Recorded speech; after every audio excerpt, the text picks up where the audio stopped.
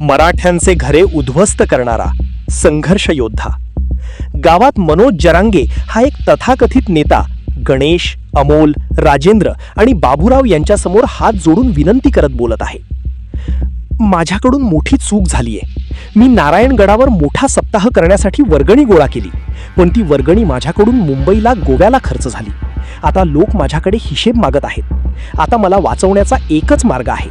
तुम्ही माझ्यासाठी एक काम करा. कोपर्डीच्या आरोपींवर कोर्टात जाऊन कांड करा. आपण सर्वजण कोयते घेऊन जाऊ आणि कांड करू, तरच हे प्रकरण थांबेल. नाहीतर मला फाशी घ्यावी लागेल, असे सांगून मनोज रडायला लागतो. 4 तरुण एकमेकांकडे पाहतात, भावनिक होतात आणि मनोजच्या सांगण्यानुसार तयार होतात. तरुण कायदा हातात घेण्याचा निर्णय घेतात. मनोज आणि हे 4 तरुण कोयते घेऊन नगरच्या कोर्टात जातात आणि आरोपींवरती कोयते उगारतात. झटापट होती.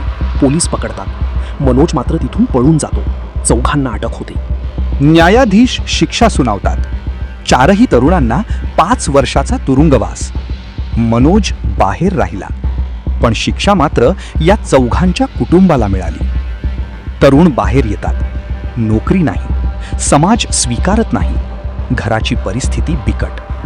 पुन्हा मनोज एकावर खोटी केस करतो आणि त्यातील एक जण अमोल हा पुन्हा 3 महिने तुरुंगात जातो. एक अपंग वृद्ध वडील सांगतात, माझ्या मुलाने भावनिक होऊन मनोजवर विश्वास ठेवला. आज त्याचं आयुष्य उद्ध्वस्त झालं. मनोज खोटं बोलतो, तरुणांना भावनिक करतो. त्यामुळे माझी तरुणांना विनंती आहे की कोणाच्याही सांगण्यावरून गुन्हा करू नका. मी परमेश्वर खुने कोपर्डीच्या प्रकारामध्ये माझ्या पोराला भयकून नेलं, हल्ला करायला भयकून नेलं. तिथं भयकून नेऊन काही केलं नाही, काही नाही, वाऱ्यावर सोडलं. कोणी नेलं भैकून? जरांग्याने भयकून नेलं. जरांग्याने नेऊन तिथं नेऊन मग असं करू तसं करू काहीच केलं नाही त्यांनी. पोराने माझ्या टेन्शन टोकऱ्याला येते. पोराने हिरी तुडी टाकली, वाचला.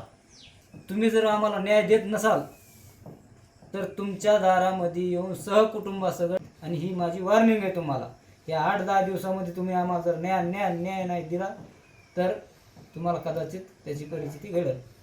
कायदा हातात घेऊ नका. विचार करा, मग निर्णय घ्या. आमचं कुटुंब उद्ध्वस्त झालं, पण आम्ही दुसऱ्याचे कुटुंब उद्ध्वस्त होऊ देणार नाही. आणि जनतेच्या आणि सरकारच्या दरबारात न्याय मागण्यासाठी आणि जागृती करण्यासाठी चाललो आहोत.